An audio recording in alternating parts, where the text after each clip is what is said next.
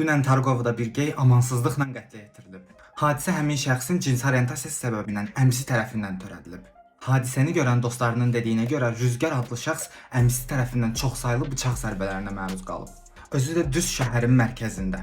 Və bilirsiniz, heç kim orada polisə zəng eləməyib. Heç kim müdaxilə eləməyib.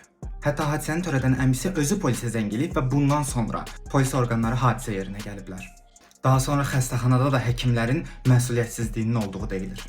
Rüzgarın dostları deyir ki, o cəmi bir həftəymiş ki, ölkəyə qayıdıb. Daha əvvəl ailəsi ilə problemləri olduğu üçün Türkiyəyə köçmək məcburiyyətində qalıb.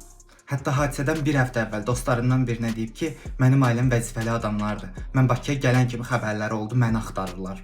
Axırı bilirsiniz necə ola bilər bu hadisənin? Hər bir geyin transın cinayətində baş verən ailə şikayətdən geri çəkilə bilər. Öz namuslarını qorumaq adı ilə şikayətçi olmaya bilərlər. Yenə bu iş örtbasdır oluna bilər. Ölkənin ən mərkəzi tanınan küçələrindən birində baş verib bu hadisə. Görün bu ölkədə LGBT-lərin canı necə təhlükədədir. Biz Azərbaycanda Azərbaycan vətəndaşı olaraq qorxa-qorxa yaşamaqdan yorulmuşuq. Daha bir qətl örtbasdır olunmasın deyə bu məsələni ictimaiyyətin diqqətində saxlamaq lazımdır və dərhal dövlət qurumlarından cavab tələb eləyirik.